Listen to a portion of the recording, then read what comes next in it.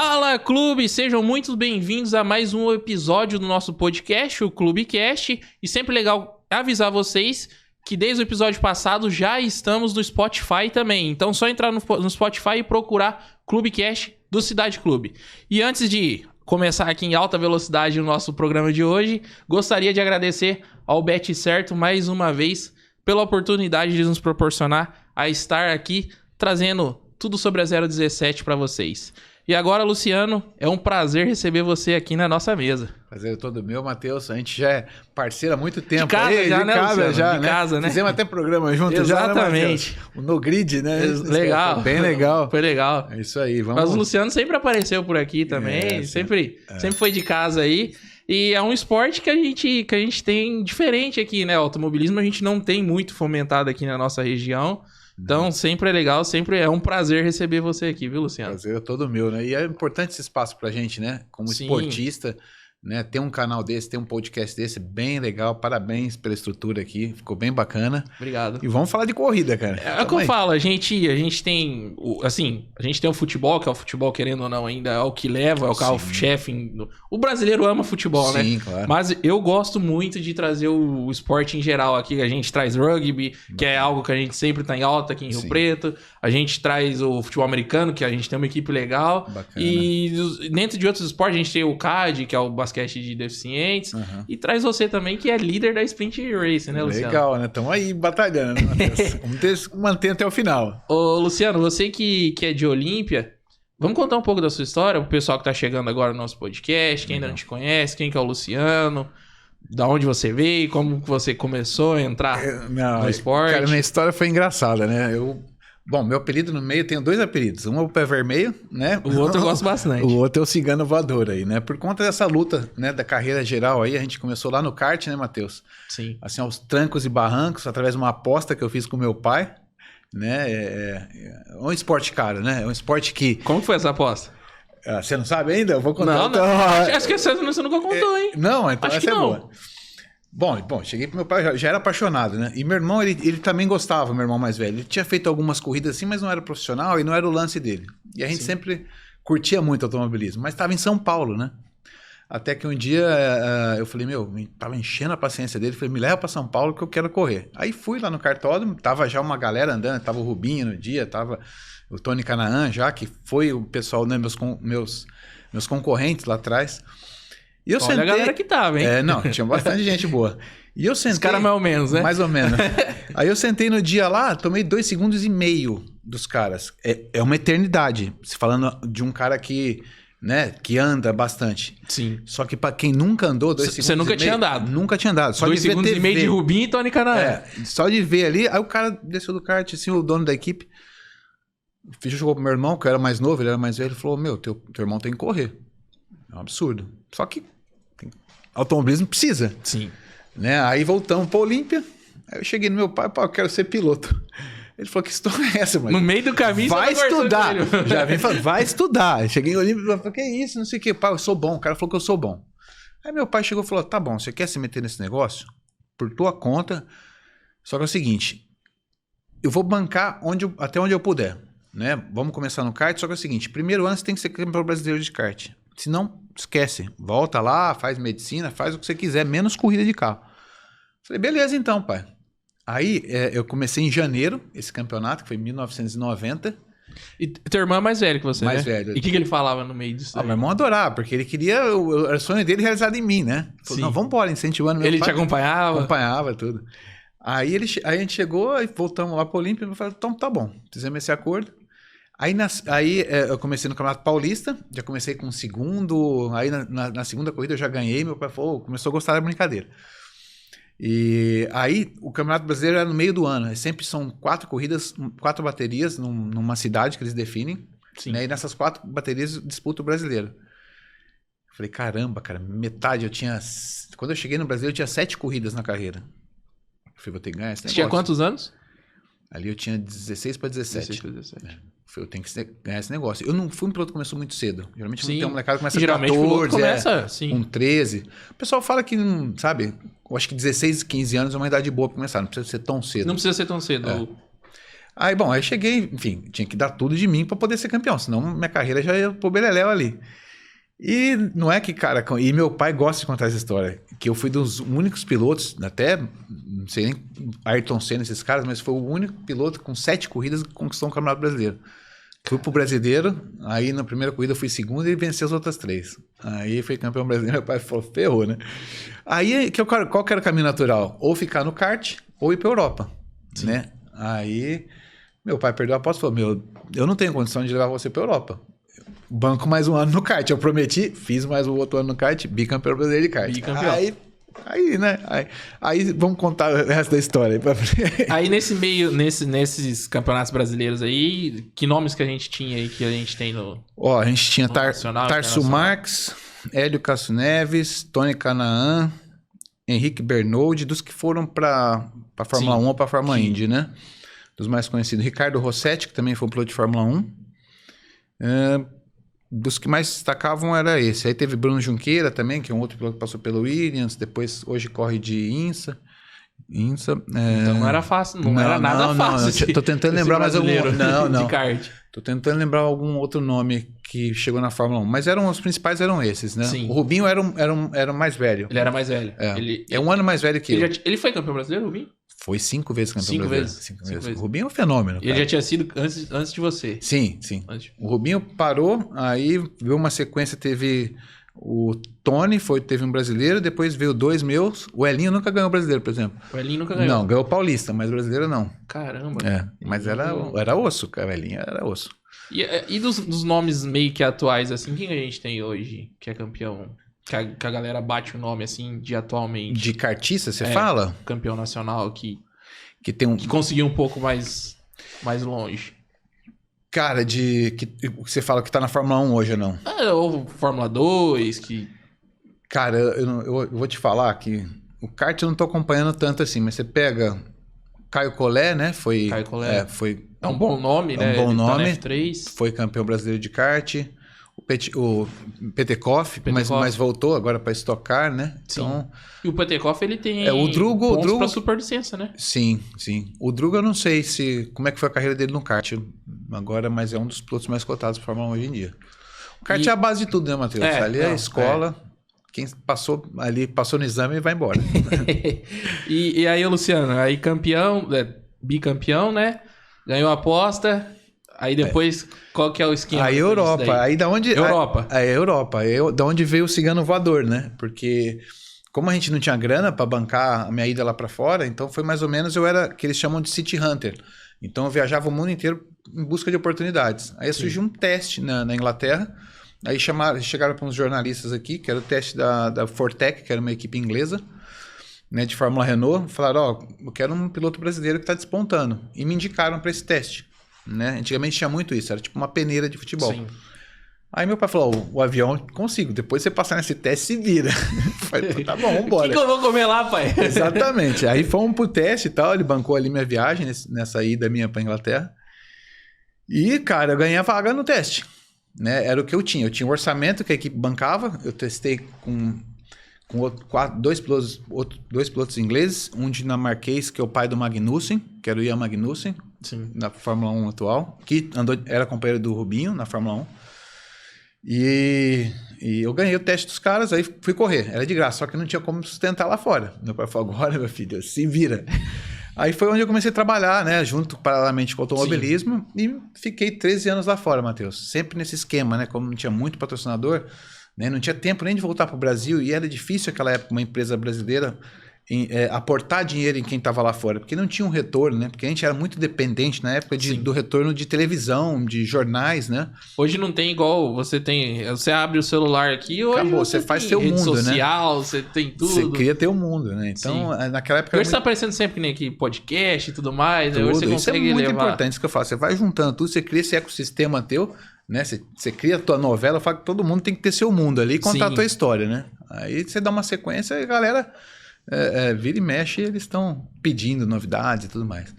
Bom, mas enfim, naquela época era muito difícil, então a gente corria atrás desses assentos, né? Vamos dizer assim, apareceu uma oportunidade, foi para a Alemanha, aí vem para os Estados Unidos, depois vai para o México, depois volta para a Europa. Então, eu segui esses caminhos. E Quase cheguei na Fórmula 1 e na Fórmula Indy. Só que aí é outra... Tem que ter tudo se encaixar. É uma outra história completamente diferente. Você pega... Eu dou muito exemplo do Bruno Senna. Sim. Né, que fez uma carreira muito boa até lá. Foi campeão da Fórmula 3 inglesa. Chegou na Fórmula 2. Passou com um mês pela Fórmula 2. Chegou na Fórmula 1. Andou num carro meia boca. Levou 42 milhões de dólares do Santander com o sobrenome Senna por trás. E viveu um ano na Fórmula 1 só. Né, pra você ver a dificuldade que é para entrar numa categoria dessa, né? Você vai ver outros talentos, o próprio Petekoff, lá que a gente acabou de citar. Um talento também. O Nasser era um baita talento. Nasser, você pega um monte de gente, né? Você fala, por que não conseguiu chegar na Fórmula 1 ou conseguiu se manter na Fórmula 1? Mas é outros 500. Lá além do talento, tem uma questão envolvida comercialmente muito forte, né? Porque eles estão lá para vender carro, né? Então a gente tem que... Eles imagina assim, a gente tem que ter 2 pilotos da Alemanha, um inglês, um chinês. Eles estão buscando isso, né? Por quê? Porque eles vão fazer a corrida no país do cara e faz o negócio ali, vende, né? Fomenta o mercado ali local no evento do final de semana, e é isso que eles querem. Então, além do esporte, tem um negócio por trás muito complicado, né? E tivemos até algumas exceções aí de patrocínios nos últimos anos. O Maldonado, ele foi uma pessoa que parece que foi bancada pelo governo, né? Uhum. Pelo governo da Venezuela. E tem alguns papos também, parece que o Joe também, a China, atualmente, eles queriam muito ter um piloto chinês. Sim. Então, parece que o governo também chinês mantém ele lá, né? Sim. Então, são algumas exceções do país. Sim. Na Europa, Matheus, tem alguns incentivos muito bons para esportistas. Eu pegava na Inglaterra, os pilotos ingleses tinham um aporte muito bom do governo para chegar até a Fórmula 1. Mas não adianta. Chegou na Fórmula 1 é um funil que não depende só do talento do piloto. Imagina, comparando ao futebol, né? Imagina que num clube como o Real Madrid, você tem, sei lá, 24 ou 36 vagas para os jogadores, né? Num clube. Sim. Na Fórmula 1 a gente está falando de 24 para o universo inteiro do automobilismo. Né? Então você pega no futebol, você tem 24 no Real Madrid, 24 na Espanha, 24 aqui, 24 na Portugal. Times. Então milhares de times, milhares de vagas, então é um negócio mais acessível, vamos dizer assim. Sim. Enquanto na Fórmula 1 são 24 vagas para o mundo inteiro. Então é muito complicado. Então por isso tem que se encaixar. Aí chega uma equipe média que depende de patrocinadores, é lógico que ele vai optar por um piloto que está trazendo um aporte financeiro. Sim, é lógico, tem que ser bom, cara, tem que ser bom. Não é senta aqui um kartista e vai virar, mesmo porque ele vai se matar. Né? Que todo mundo que tá na Fórmula 1 tem que ter o talento tem também. Que ter o talento. E não é fácil, né? Não é, cara. E nessa época aí que você ficou rodando a Europa, você conciliava trabalho também, então você trabalhava também. Eu trabalhei na fábrica da Renault de rua. Eu desenvolvia os carros de rua, fazia testes, né? Tipo o Renault Clio, quando estava lá no começo, algumas versões eu fiz a gente testava freios, testava motor, né? Na fábrica, então eu sobrevivia disso, né? E alguma época... Então era sempre trabalho linkado a corrida, para poder me sustentar. É lógico, teve épocas da minha vida que eu ganhei dinheiro com automobilismo, mesmo não estando na Fórmula 1 Sim. e na Fórmula Indy. Mas na maioria do tempo eu tinha que conciliar as duas coisas. Estudava, trabalhava e corria. Mesmo porque o automobilismo, assim, né? Você tem as corridas pontuais, aí você treinava uma vez por semana, na época eu treinava na Europa. Do restante era preparação física e você tinha que por alguma coisa fazer. Então dava para trabalhar. Dava para trabalhar. Dava pra você ter um horário para trabalhar. Aí geralmente eu trabalhava nas fábricas, né? De onde eu corria, Sim. por exemplo, a Renault tinha um contato lá interno do pessoal que trabalhava dentro da fábrica. Pedi emprego e vamos lá. Vai testar um Cliozinho lá. Vamos testar tudo, fazer tudo para ficar lá. E dá para se manter legal? Dá, né? Você tem um know-how muito forte, diferente de outros pilotos de teste. Assim, um piloto de teste de corrida, você tem uma sensibilidade muito maior, né? Que os engenheiros buscam isso, né? Num piloto. Sim. Né? E assim, você também fora trabalhar, você buscava patrocínio também, ia atrás? Buscava patrocínio, estudava, fiz engenharia mecânica lá fora, quando eu estudei na Inglaterra. Então, uma utilidade, assim. Piloto, ele tem que ter um quê diferente, né? Sim. Porque você tem que estar bem psicologicamente, você tem que treinar toda a parte física, a parte psicológica é fundamental, porque você está lidando com milésimos de segundo e com uma pressão externa de patrocinadores de tudo muito forte, né? E você tem que conhecer de engenharia, né? Engenharia mecânica, de física, você tem que saber para onde o vento está soprando, qual tipo de acerto você tem que colocar no carro, você tem que conhecer o composto da pastilha de freio, você tem que conhecer Tem que coletar dados, né? Não, muito, né? Você tem a telemetria, que você faz o estudo ali de quanto que você vai tirar do seu concorrente, de quanto você está perdendo para você mesmo. É um negócio bem minucioso. Não adianta você só... Não é só sentar no... Porque Tem a maioria do é. pessoal que assiste acha que é só sentar no carro e pilotar. Sim, tem gente que hoje tem com a eletrônica facilitou um pouco. Sim. Mas por que você pega pilotos como o Rubinho, que está ganhando corrida ainda hoje, com 50 anos? Sempre foi um acertador de carro, né? Eu, por exemplo, que a gente vem de uma old school aí, que sabia de engenharia mecânica, era preciso isso. Então a nossa sensibilidade é muito diferente, né? A gente fala que eu escuto o carro, sempre, o que ele está querendo me dizer. Eu estou lá numa volta lá, então o carro está saindo de traseira, né? E os pilotos atuais não sentem muito isso, eles não têm essa sensibilidade. Eles querem socar o pé e virou, o tempo virou. Só que eles se ferram numa corrida, a gente faz uma corrida de estratégia. Meu, velocidade, um cara de 18 anos vai ter mais que eu, né? Eu tô beirando 50 agora. Mas a técnica você ganha nele, é o jogador que... aí que tá, é meio igual um xadrez, né?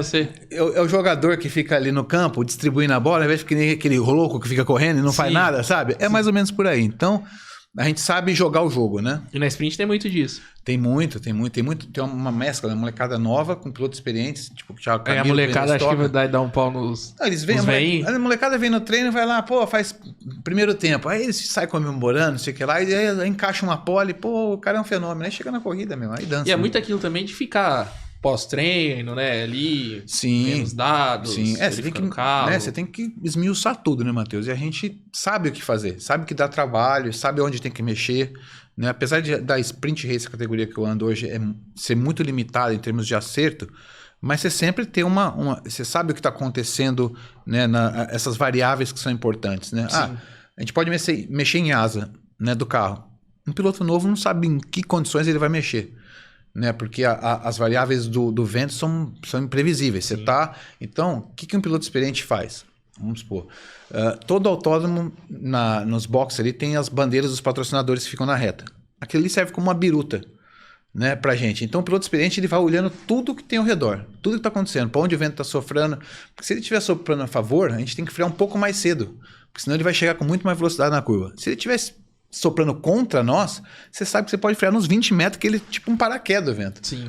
O piloto novato, ele não tem muito assim. A gente tem que ficar até de bico calado, senão eles escutam um podcast e vai pegando tudo. Não dá pra passar a receita toda do bolo, mas a gente vai nesses detalhes, entendeu?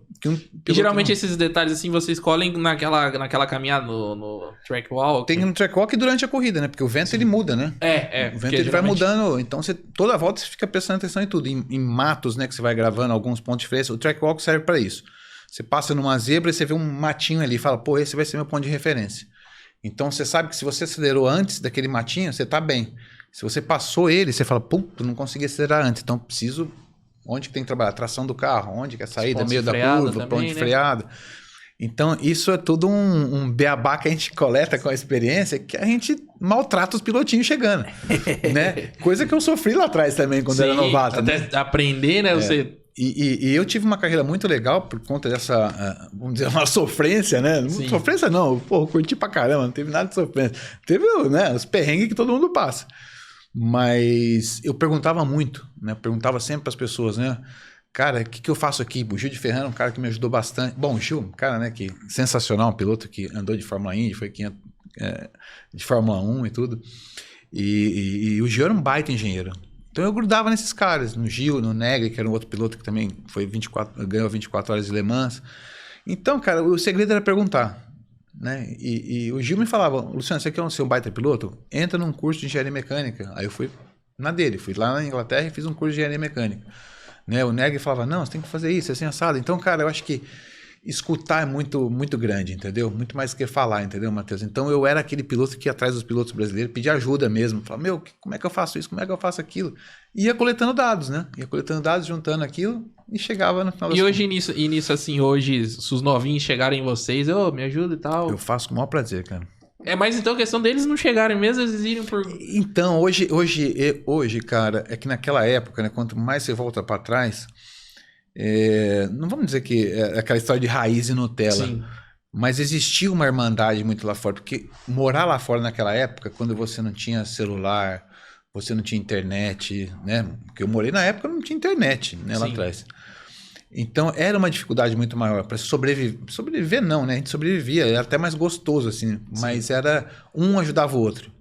Hoje, infelizmente, criou um mundo muito em cima do automobilismo de ego, né? Então, os pilotos são muito... eu sou o melhor já. E já nasce Ayrton Senna hoje em dia. Todo piloto nasce Ayrton Senna.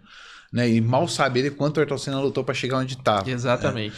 Então, eles acham que nasce pronto. Então, se não me perguntarem, não falo. Agora, se me perguntarem, tem vários pilotos já. Você pega aí no mínimo uns 10, 12 que hoje estão na sprint, que hoje me agradecem por tudo que eu ensinei os caras. Legal. E eu faço com o maior prazer, porque é sempre uma troca, né, Matheus? Não é que eu sei de tudo. Quando eu tô conversando com a pessoa, ele fala uma coisinha, eu já, opa, esse vai servir para mim também. Sim. Né? E outra coisa, que nem você falou, essa questão de se ajudar, a questão do novo talento, você não sabe onde esse menino vai estar daqui uns anos. Exato. Às vezes ele chega lá... E tem uns caras muito talentosos, molecada muito talentosa. Hoje, e que pergunta, e que é humilde, eu faço questão de ajudar, porque é um esporte tão difícil, cara. Tão complicado. Você sabe o que você passou, então... Exatamente. Se você for egoísta, cara, acho que é o teu fim. Sim. É o que você falou, de repente eu posso ter uma sobrevida lá na frente como coach, né, por ter ensinado esse cara... Né? Então, isso é o ciclo da vida, né, Matheus? Acho que em todo setor, né? Em toda carreira. E aí, depois desses anos na Europa, você voltou pro Brasil? Ainda passei pelos Estados Unidos, né? Pelo México, onde eu fui campeão lá. Mas sempre essa questão, né? O mercado europeu, eu tinha esgotado todas as possibilidades. Sim. Até o último ano que eu fui para a Europa... Na verdade, eu fui... É o cigano, né? Vamos ter que capturar tantas idas e vindas lá. Eu tava na Europa, aí eu fiz um ano nos Estados Unidos, quando eu fui campeão lá. Sim. E os caras falaram, não sai daqui. Você fez um ano do que lá? Eu fiz um ano nos Estados Unidos de USF. Não. Quando eu voltei, eu fiz de Fórmula Renault. Quando eu fui Fórmula Renault. A Fórmula 3 que eu tava te falando, né? Que só usava o name right da Renault, porque era o patrocinador. Fui campeão lá, o cara falou, fica. Eu falei, eu vou ficar. Só que aí veio 2 caras pro Brasil, eu tava lá nos Estados Unidos, que eram o empresário do Schumacher, o Willy Weber, né? E me ligou, mesma coisa, chegaram os especialistas aqui no Brasil e falou, quem que são os caras da hora? Falou, tem o Zangirolimo que foi campeão nos Estados Unidos, ele é uma carta para ir pra Europa. Chama ele pro Brasil. Aí vim pro Brasil, encontrei com os empresários aqui, vamos pra Alemanha? Falei, pô, Fórmula 1, né? Porque Fórmula 1 é Fórmula 1. E o pessoal dos Estados Unidos, fica aqui. Né? Tem um caminho teu aqui. Falei, pô, mas Fórmula 1. Mas foi onde todo piloto quer chegar, né? A maior besteira que eu fiz na minha vida. Besteira assim, você não tem como prever. Sim. Mas foi um tiro no pé, porque eu fui, caí na lábia deles, foram pegar a gente, pegou eu e o Max Wilson, que hoje é apresentador lá, que a gente foi, né? A gente foi conterrâneo na Alemanha, né? Conterrâneo não, parceiros lá. Vocês moraram junto lá? Moramos juntos lá. E fizemos a primeira corrida P2, aí segunda corrida P1 em Hockenheim. E lá, Fórmula o quê? Fórmula Opel. Fórmula Opel. Que era similar à Fórmula 3, era concorrente à Fórmula 3. Né? Só que era Chevrolet, igual a Renault que eu tinha te falado, só que era Fórmula Opel. Fortíssimo no campeonato. Aí, líder do alemão, né? Fomos disputar a terceira etapa do europeu. Cadê a equipe? Na terceira etapa. Sumiram. Os caras sumiram, eles compraram a equipe. Né? O Willy Weber, ele tinha essa equipe, que era o Projeto Schumacher, e na terceira corrida eles venderam para um grupo grego. Falaram, tô cansado disso. Aí isso tudo ia ficar e tal. Fomos lá, os caras compraram para lavar dinheiro. Chegamos eu e o Max com a mochila na mão. Eu, líder do campeonato, sumiram os negros. Caramba. Aí eu fui fazendo algumas corridas esporádicas, pontuais, assim, para me manter lá. E o cara dos Estados Unidos, eu liguei para ele, eu quero voltar, minha vaga tá. Ele falou, não. Já era? Mas aí já era. E é assim, cara, são oportunidades. Eu falei, me dá uma chance. Aí não. Aí eu fui para o SF 2000, que aí é a Fórmula Ford 2000, que é americana. Aí foi super legal, ganhei corrida, mas eu fui num esquema muito caseiro, né? Nessa coisa, pô, não tinha patrocínio, eu peguei um engenheiro lá, tem muito disso, né? Pô, o cara que fez um carro lá em 1900 e quanto, só que o cara é ferrado. Sabe aquelas histórias de filme Diz Trovão, que o cara tá abandonado? Mais ou menos assim, os Estados Unidos é bem essa cara. Aí eu não tinha grana, falei, como é que a gente faz, né, cara? Quer dizer, tinha um dinheiro guardado, né? Falei, posso investir lá $50 mil, vamos dizer assim. Vou montar uma equipe minha. Aí chamei esse engenheiro, o cara fudido. Ele falou, esse cara é bom, vai na dele. Aí montamos uma equipe, enquanto os caras tinham aqueles motorhome, não sei quantos, a gente tinha um trailerzinho, puxando um carrinho lá atrás, chegava nas corridas. E tem até uma história depois que eu vou contar. E ganhamos a corrida, fizemos pole, fomos Hook of the Year, foi do caramba, né? Caramba. Aí acendeu tudo, mas aí chegamos na Fórmula Indy, grana. pra já a base da Indy ou a... Não, a gente ia direto para não ia passar para a principal. Principal. Aí fomos falar com a Tasman, esse meu engenheiro foi lá falar com a Tasman, eles pediram, na época eram 6,5 milhões. Aí eu não tinha grana. Na época eu não tinha grana. Que tava, já nesse ano tava o Tony na Tasman, ele e o Elinho. Não, o Tony na Tasman, o Elinho foi para que o Emerson tinha abrido a porta para ele lá. E aí foi que eu falei, puta, eu cansei, cara. Cansei de bater cabeça e voltei pro Brasil. Mas foram, assim, entre Europa e Estados Unidos, foram 13 anos lá fora, tentando aí essa luta entre Fórmula 1 e Fórmula Indy. Aí eu falei, porra, aí a Stock Car aqui tava começando a decolar, né? Porque a Stock Car sempre foi tradicional. Sim. Mas estava começando a decolar. Aí eu falei, a hora de voltar para casa e tentar aqui. Antes da gente começar essa parte, virar pra Stock Car, se você não tivesse acompanhado o pessoal lá da Alemanha, como você acha que você preferia que você tivesse ficado nos Estados Unidos? Não sei, mas talvez eu estaria na Indy. Estaria na Indy. Talvez, né? O si, né? O cis, mas eu acho que tudo tem um propósito, entendeu, Matheus? Eu não, por isso Sim. que eu assim, tudo acontece como tem que acontecer, né? Cara, eu sou muito grato por tudo, né? Ninguém sabe, mas toda vez que eu sento no carro de corrida eu choro. Toda vez que eu sento no carro de corrida eu agradeço a Deus, eu choro, eu falo, puta, que emoção de estar aqui. Né? Muito pouca gente sabe, mas eu sou um cara muito fiel ao homem lá, né? E é um negócio muito complicado. Sim. Então por isso que eu agradeço bastante eles. Então não tem, onde eu tô hoje eu me divirto, entendeu? Sim. Então eu quero aproveitar o máximo do tempo que eu tenho, faço de uma maneira muito profissional, né? Às vezes, hoje eu tenho patrocinadores, a gente tem esse universo aqui, né? Os caras falam, pô, Luciano, você posta bastante coisa interessante nos teus conteúdos. Eu falo, pô, se você soubesse o tanto que eu não gosto de fazer essas coisas, você sabia? Porque o patrocinador fica, meu, tem que engajar, tem que fazer. Tem que fazer. Todo vídeo eu tenho que ir lá postar alguma coisa, inventar a história que eu vou fazer agora. Aí é Reels agora, aí tem que fazer o vídeo do Reels e bolar o que eu faço. E eu faço tudo, né? Sim. Mas ele cobra todo dia. Legal. Então mudou muito, né? O universo todo aí. Sim, e você vivenciou tudo isso.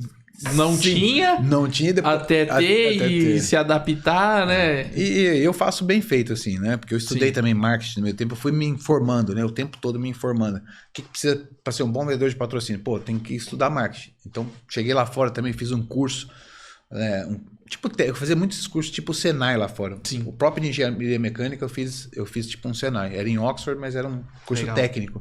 Que é muito mais direto. Às vezes uma faculdade também vai te enchendo com um monte de coisa e a hora que você precisa... Tem até um estudo que fala que faculdade, assim, você não absorve, sei lá, de 60%, 70% que tem no curso, cara. E um técnico já te encaminha mais rápido, como ele é mais curto. Exatamente. E ele você aprende as coisas práticas ali do negócio, ele ajuda mais. E nisso daí, então, não é só pilotar, viu, galera? Tem que ser... Você viu que eu piloto, né? E por isso que todo mundo fala, pô, a tua longevidade, né? Que eu fiz 33 anos de carreira agora. Né? 32, vou fazer 33. Falei isso, cara, é esforço, é saber onde você vai, onde você pisa, é entender o que está acontecendo no mundo hoje. Né? Se atualizar. Hoje a gente não depende mais da televisão. A gente estava até conversando antes aqui da entrevista, a gente está nesse mundo aqui que você tem que criar seu mundo mesmo.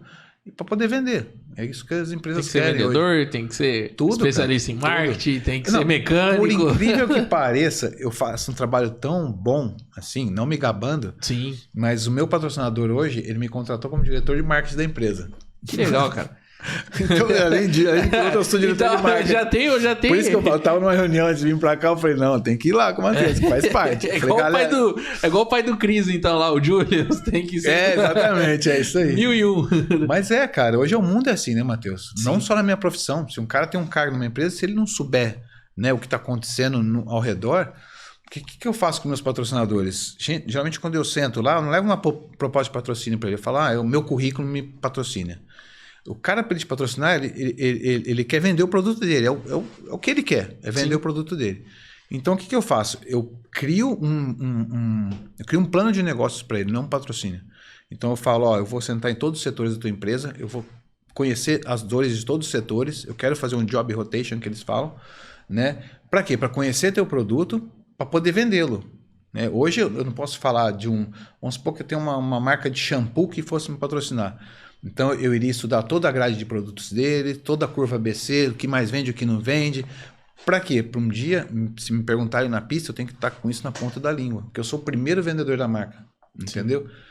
E muita gente não liga nisso, entendeu, Matheus? Eu sou muito aplicado nessa situação. Por isso que os caras chegaram, mas Você tem que trabalhar com a gente aqui, não é possível. Porque quando eu caí no marketing, eu já tinha estudado a fundo, fica aqui.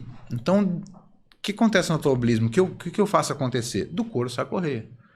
Então, hoje, meus patrocinadores, eles investem, mas eles venderam produto antes de me bancar. Então, isso perdura por mais tempo, entendeu? Sim. E virou a chavinha, Brasil, Stock Car, e aí como que foi, Luciano?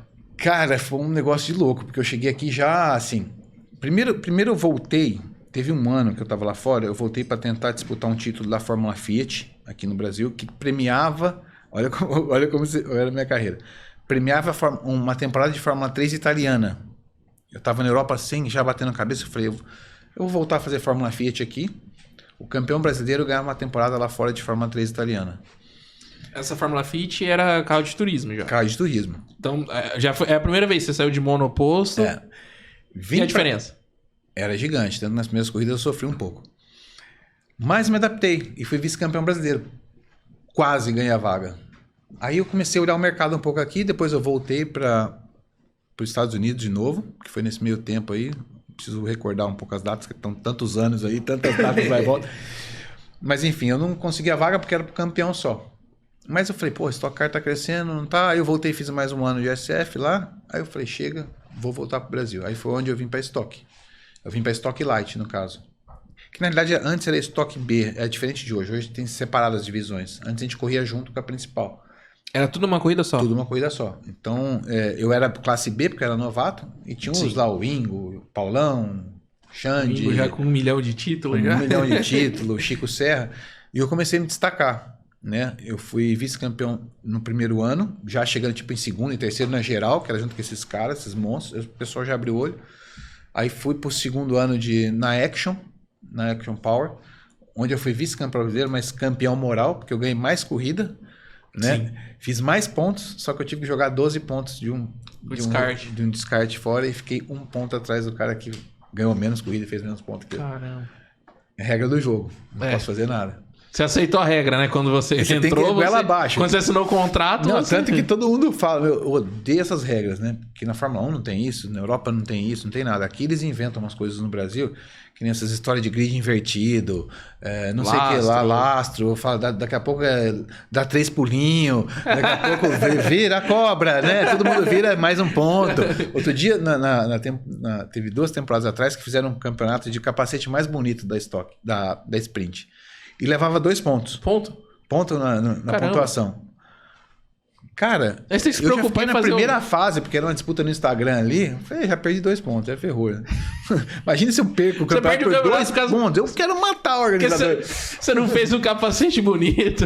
E o meu é bonito, modéstia à parte. Só que, aí os caras que são molecada, que tem uns robôzinhos na internet, faziam as votações, ganhava tudo. Nossa. Então, eu não sou muito adepto dessas coisas. A asa móvel, essas coisas que tornam o negócio artificial, eu não gosto. O push, né? Na sprint a gente tem um push por corrida, né? Que eu já acho... Mas é para todos?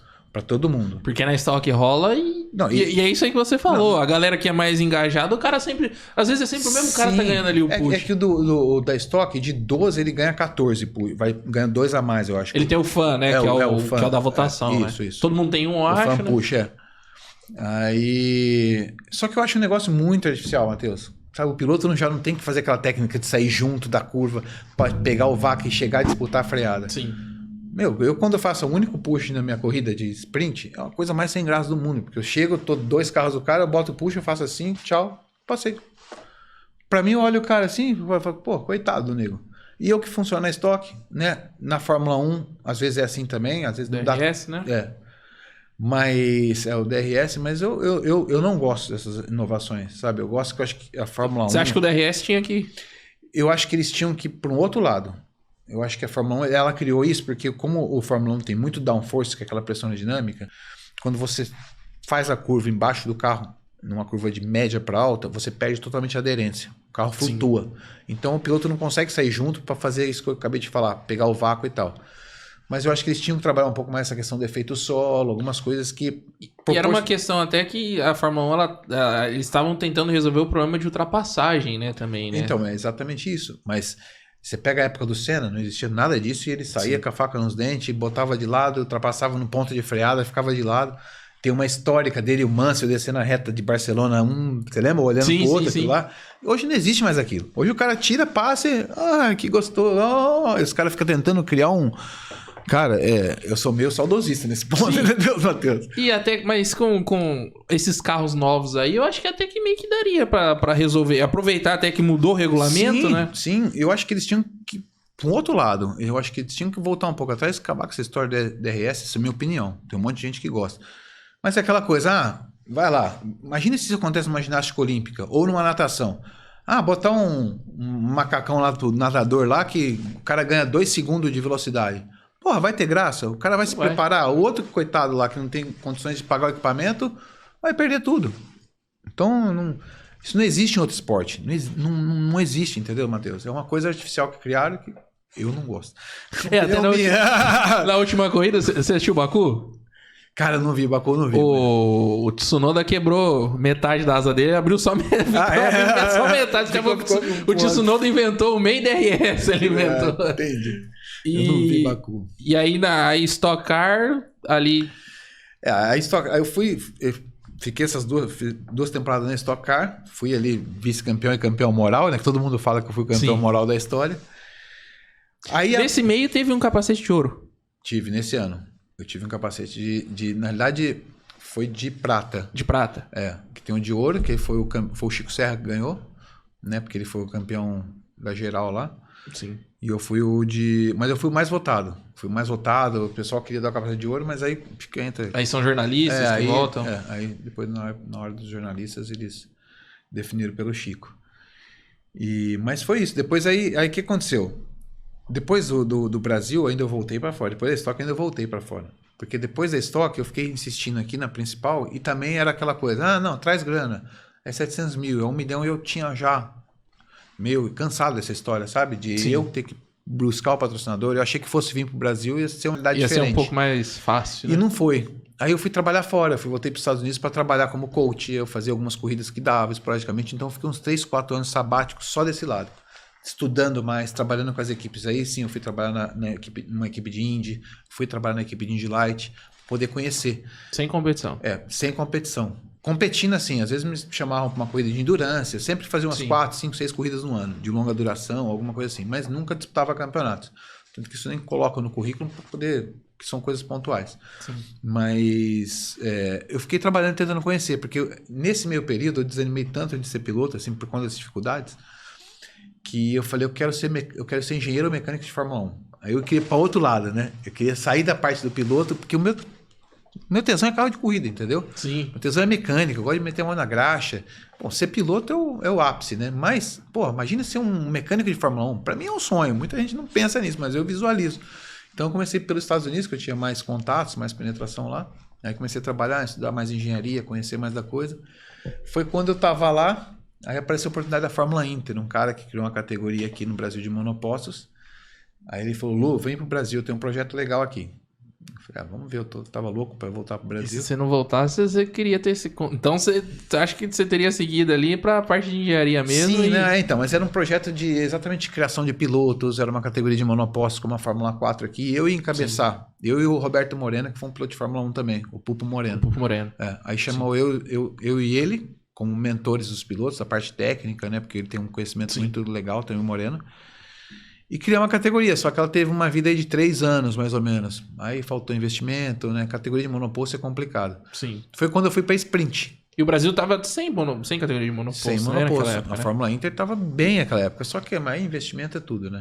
Aí começou a categoria. Eles estão até hoje, eles fazem um Inter Day, umas coisas lá, umas coisas promocionais. De vez em quando eu sou até chamado lá para trabalhar com eles.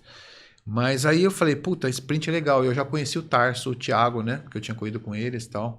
E às vezes, quando eu tava no Brasil, eu desenvolvia os carros da sprint, né? O Thiago me chamava, vem desenvolver os carros aqui. Então a gente fazia testes na sprint. Então nesse período eu fiquei muito com piloto de teste também, né? Então me chamavam para testar pneu no Japão. Eu pegava o avião e ia trabalhar para Yokohama, né? Antes de voltar para o Brasil para sprint. Então eu ficava muito na parte técnica. Sem competição, né? Fazendo algumas corridas pontuais. Mas muito para me desenvolver nessa parte de engenharia e estar numa equipe. E é uma responsabilidade alta, né? Muito. Porque são coisas que vêm pra rua, né? Sim. Não, você tem um trabalho muito minucioso, né? E a gente, tipo... Meu objetivo era me tornar mecânico da Fórmula 1 e um dia chefe de equipe. Esse é o que eu vislumbrava como não piloto. Né? Mas aí veio essa oportunidade aqui, era um negócio que eu abraçava quase tudo, a categoria inteira. Eu falei, porra, deixa eu ver como é que é essa parada. E foi quando eu voltei pro Brasil, né? Que também ficar lá fora eu gosto muito do Brasil, né, cara? Eu sou brasileiro, sou olimpiense, né? Natural da terra aqui. Tanto que agora eu tô morando em Olímpia, né? Graças a Deus. Torce pro Olímpia FC? Torce pro Olímpia Futebol Clube? Pro Galo.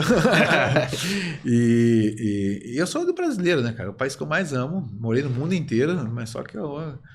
Aí gostei do projeto. Sempre bom estar em casa, porra, né? Sempre bom, né, cara? Comer nossa picanha aqui, lá não existe essas coisas. Churrasco dos caras é hambúrguer, salsicha lá. Hambúrguer, salsicha. Aí foi quando eu voltei, né? Voltei, aí a Inter começou a perder a força, eu fui pra sprint e tô até hoje. Eu vou passar essa temporada, né, da sprint aí. Você tá desde o começo da sprint? Não, a sprint tem 12 anos. 12? 12 anos. Eu venho... Eu comecei ali no segundo ano dela a fazer esses desenvolvimentos de carro, porque mudou muito os carros, né? Era motor 4 cilindros, depois para 6 cilindros, depois mudou recentemente, há 3 anos mudou a bolha, né? Que antes era tipo um buguinho, assim, não tinha... igual a Stock Light hoje, não tem uma identificação da marca, né? Então, hoje não, hoje é Mustang e Camaro. Hoje tem... Essas marcas, como que é? Como que fala? Os name rights aí? Isso. Não, eles não colocam. A Chevrolet nem a Ford coloca a grana. Mas eles têm um acordo que eles podem usar. Eles liberam o design. Porque ali é só o design também. É só né? o design. O carro é o mesmo. A estrutura é a mesma. E a categoria, o carro é sensacional. Os caras que estão no estoque que andam na sprint falam: Meu Deus, isso daqui é carro de corrida. E é um carro de corrida, né? Enquanto o estoque é um turismo, um carro de rua, é um turismo preparado para correr. O nosso não. O nosso é como se fosse um Fórmula. Tanto que a gente senta no meio do carro. Sim. Você vê a nossa exposição, aí só vem a bolha e encaixa. E eu tô aí, cara, super feliz. Vi 2 vezes campeão brasileiro, fui terceiro, quarto, agora eu tô liderando o campeonato. As especificações hoje do sprint, quais são? Cavalos? A gente tem 330 de motor, a gente tem câmbio pedal shift, que é igual da Fórmula 1. Borboleta, né? É borboleta, né? Acionado através do power shift, que é um corte que eles fazem no motor, para encaixar sem embreagem, sem nada. A gente tem pneus hoje Pirelli, né? Uma roda aí de aro 18. A gente tem... O que a gente pode mexer hoje são as barras estabilizadoras dentro do carro. Alguma coisa de sonda, de mistura dentro do carro também a gente pode mexer no painel. A gente pode mexer em asa, em suspensão. A asa você pode colocar a curvatura que você quer. O ângulo que você quiser. O ângulo que você quiser. O ângulo que você quiser. E é um pouco assim, é um pouco restrito a parte de desenvolvimento exatamente para igualar os carros. Então você tem um limite para trabalhar esses acertos do carro, né? Então é muito baseado em pressão de pneu, que é uma coisa muito importante, né? O pneu é exatamente o que está em contato com o solo e é o que vai dizer para a gente o que está acontecendo na temperatura, onde ele esquenta, onde a gente tem que trabalhar o acerto do carro. E, Luciano, você que andou nas duas, a diferença entre monoposto e turismo é gritante? São 2 coisas completamente diferentes, assim. Você tem... O monoposto é um carro que faz muita curva, é muito próximo do que eu ando de sprint hoje, onde eu fui criado, no kart, no monoposto, a carreira inteira. Se você for pegar minha carreira de Stock Car, que é em carro de turismo, você tem 4 anos, né, que são 2 campeonatos de Stock, mais o da Fiat, mais uns outros que eu fiz. O resto é tudo mesmo nessa parte bem parecido com o monoposto. A gente tem uma pegada muito mais cansativa, a pegada do monoposto, que exige muito mais, tanto a força G, né, quanto a força linear, que você pode frear muito mais dentro com o Stock Car, por exemplo. A gente freia praticamente nos 30 metros, né? Você está 240 ali, freia, com 30 metros você freia... Quase lá no Deus me livre. Para lá, às vezes. Às vezes é muito mais confiança do que própria pilotagem, porque você não acredita que o carro vai ali. Então toda volta você tem que buscar, né? Até a gente chegar naquele limite, né? E é um negócio muito complicado. Complicado não, né? Pra gente não, que tá muito experiente assim no assunto. Mas o automobilismo, por ser muito detalhista, né? Existe muita concentração do piloto. Eu sempre falo que, imagina que numa pista de 4.500 metros, exemplo de Interlagos, a gente fica ali na casa de 2 décimos, 3 décimos, né, de diferença de um para o outro. Um piscar de olhos são 7 décimos. Então, numa pista de 4.500 metros, se você fizer isso no volante, diferente do outro, é 1 segundo. Isso. Então, é uma coisa muito sincronizada. Você tem que chegar no limite muito rápido. E para isso a gente tem 2 treinos. Né? Então, você tem que chegar naquele tempo, você tem que chegar no limite, porque dali não passa, e é ali que vai definindo, né, daqui para trás. Então, quem estabelece o melhor tempo, aí vem um que toma 1 décimo, um que toma 2 décimos, foi aquele cara que deu uma tossida, perdeu 2 décimos, ou relou no acelerador ali, ou fez assim com o volante. Aí o cara fala para mim... o Rubinho é um piloto razoável, né? Então vai fazer o que ele faz. Vai ver o que ele conquistou na Fórmula 1. Sempre teve meme dele, zoaram ele, né? Nossa, cara. Automobilismo é um negócio muito delicado. Quando o cara fala assim, sabe? O cara não sabe andar. Quanto ele tá tomando do outro piloto? 3 décimos. Meu amigo, 3 décimos não é nada. 3 décimos, 7 décimos para os cardiólogos, entendeu, Matheus? Então, por isso que é apaixonante, né? Ô, Luciano, e assim, você praticamente respondeu uma dúvida que eu tinha minha, assim, até desse ano assistindo Fórmula 1, que, cara, o Leclerc, às vezes, ele faz umas poles que você fala... Às vezes, o cara que tá acabando o tempo, o cara que tá ali em primeiro já tirou tudo que tinha que tirar e do nada o Leclerc aparece com uma pole que eu falo, cara... Da onde que ele tirou esse tempo? Até no Baku mesmo, ele tirou meio segundo, não tinha mais onde tirar, ele tirou meio segundo, Então, existe muito no automobilismo, existe muito blefe. Existe muito jogo de xadrez. Né? Isso faz parte do jogo. Então, o cara do começo do treino, que nem treino de sexta-feira, esquece. Treino de sexta-feira, aquilo lá não mostra nada. Ali eles estão montando todo o jogo do final de semana. Então, tem pilotos que fazem uma estratégia de sai com o carro rápido, com o tanque vazio, só que esconde o jogo. Aí o cara vê o vizinho, não sabe o que está acontecendo ali. Se ele está de tanque vazio, se ele está de tanque cheio. Aí ele pressupõe que o piloto vai virar aquele tempo. Então eles ficam buscando aquele tempo lá. Só que o piloto ainda tem margem. Ele segura esse daí. Porque se ele for no limite dele, todo mundo vai querer buscar esse limite dele. Aí todo mundo vai chegar no limite dele. Só que o piloto inteligente não. Ele chega ali, sabe que tá com um puta carro bom. Ele fala, opa, deixa eu ficar quietinho aqui. Ele é absurdo. Pra volta lançada, o Leclerc ele é absurdo. E geralmente, o Senna era assim. O Senna guardava muito o jogo. Muito. Tanto que ele saiu 2 minutos tranquilão, tá acabando o treino, aí botava o capacete e já cravava, todo mundo acreditava.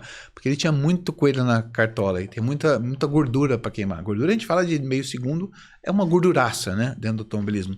E eu vi até na internet, a galera começou já a fazer umas comparações dele com o Senna na questão de pole. Isso, de pole... Porque o Senna era absurdo pra pole e começaram já a fazer comparações dele com o Senna pra pole. Mas isso é uma estratégia de cada piloto, exatamente pra não entregar o jogo antes da hora. Sim. Porque é um jogo de xadrez no final de semana, você sabe os pilotos que andam bem, você sabe... bom, você vai disputar com o Thiago Camilo, você sabe que o Thiago Camilo ele é bom em 3, 4 voltas rápidas. E eu sou bom numa constância de corrida, então eu não me preocupo. Né? Porque ele vai acabar com o pneu ali, então é um jogo de xadrez. Então você tem que estudar, é igual no futebol, você tem que estudar todos os times. A gente estuda todos os adversários. Então antes da corrida eu falo o que o Thiago Camilo faz, o que o Casagrande faz, o que o fulano faz, que tipo de corrida ele faz, ele é mais agressivo no começo, mais no final. Aí você vai montando essa estratégia, a gente planilha tudo isso, né? E fala, aí você já começa a visualizar o que o cara tá usando de calibragem no pneu, porque a corrida dele ele é bom em 3, 4 voltas, aí ele abre um gap ali, ele vai administrar. Né? Então você tem todo esse cenário, aí você joga nos gráficos, aí você vai analisando piloto por piloto. E só voltando naquela parte de monoposto e turismo, é mais fácil você sair de monoposto para turismo ou turismo para monoposto? É mais fácil do monoposto para turismo. Monoposto para turismo. Porque o monoposto exige muito mais técnica, existe muito mais velocidade, reflexo e tudo mais. Quando você vai para um turismo, tudo fica muito mais lento. Existe uma parte técnica, né, que eles falam que o menos é mais, que o monoposto você vai frear uns 30 metros. Às vezes o turismo você tem que recuar um pouco. Se você passar disso, a distribuição de carga é muito grande, aí ele te lança para fora da pista até você recuperar a velocidade. Então você tem que tirar um pouco o pé, começar a voltar para trás, né? Tem caras que vêm do monoposto para o turismo, eles não conseguem. Né? Vicia tanto esse negócio de querer frear lá dentro, querer acelerar antes, que eles perdem muito tempo. Né? O Tony é um caso agora, né? Que a carreira dele foi inteira de monoposto. Ele foi para estoque e não andava. Agora ele melhorou, tá fazendo um oitavo. Também, né? Massa também, mas é um pessoal criado. Mas por quê? Eles não viraram essa chavinha. E tem que recuar. O Rubinho virou já de começo, né, cara? O Rubinho é um gênio, cara. O Rubinho é um gênio. Ele foi campeão, acho que na segunda temporada, né? Ele senta em qualquer carro e acelera. Por quê? Ele tem a leitura do carro. Né? Tem pilotos que são muito rápidos, eles confiam tanto no talento deles, que não... Só que... E passam do ponto até de não escutar o que o carro tá falando pra ele. E aí que tá a pegadinha. Você tem que escutar o que o carro tá te dizendo. Pô, Luciano, por que você passou? Eu não aguento frear lá nos 30. Sabe? Eu esparramo. Pô, então, freia um pouquinho antes que eu vou te ajudar. esse diálogo com o carro você tem que entender. E aí que você tira o maior proveito. Né? E você, Luciano, agora, de pistas internacionais, qual que você mais gosta? Cara, eu gostava... A maioria que foram destruídas. Não existe mais. Não, existem, mas modificaram.